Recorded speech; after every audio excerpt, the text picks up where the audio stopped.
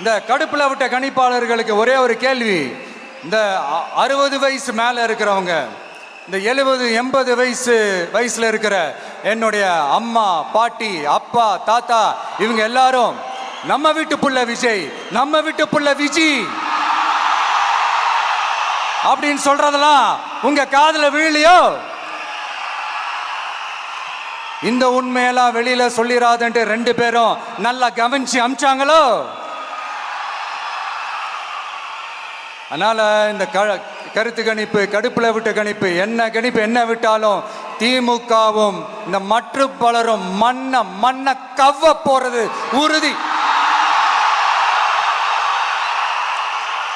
அவங்களோட இந்த ஆட்சி கனவு, லஞ்ச கனவு, ஊழல் கனவு, கொள்ளையடிக்கிற கனவு எல்லாம் கதம் தான். ரீசெண்டா பாண்டிச்சேரி எலெக்ஷன்ல, அந்த எலெக்ஷன் டேல கிட்டத்தட்ட 90% மேல போலிங் ஆயிருக்குது. விட்டா 100% ஆயிருக்கும் போல் இருக்கு. அதே மாதிரி போலிங் நம்ம தமிழ்நாட்டில் நடக்குதா இல்லையான்னு பாருங்க.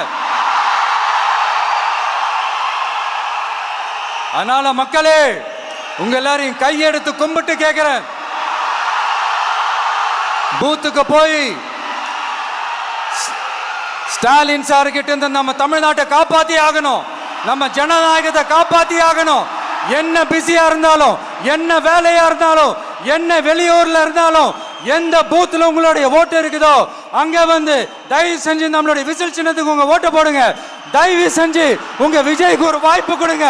இந்த நேரத்துல வெளிநாட்டுல இருந்து பணம் செலவு பண்ணி ஃப்ளைட் டிக்கெட் புக் பண்ணி இங்க வந்து ஓட்டு போட வந்த நம்மளுடைய நண்பிகள் உங்கள் அனைவருக்கும் இந்த நேரத்தில் என்னுடைய நன்றியை தெரிவிச்சுக்கிறேன்.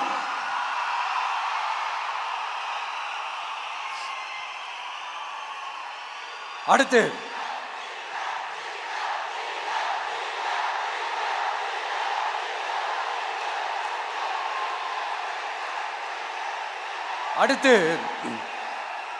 ஏதாவது ஒரு பிரச்சனைனா விஜய் வெளியவே வர மாட்டாராம்.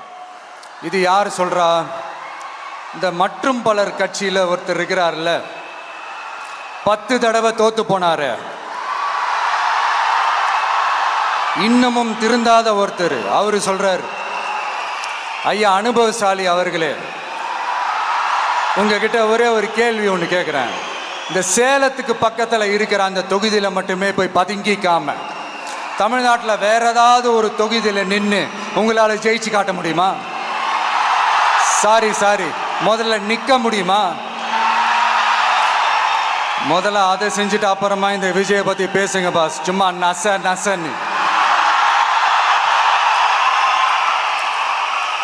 சொந்த தொகுதியிலேயே தோத்துருவோம்னு பயந்துதான் நம்மளுடைய சின்னத்தையே திருடினவர் தானே. அதனாலதான் நம்மளோட மன்றத்தில் பல வருஷமா பயணிச்ச ஒரு சுயேட்சை வேட்பாளரோட சின்னத்தை நம்மளோட தான் அரவணைச்சி ஆதரிக்கிறோம்.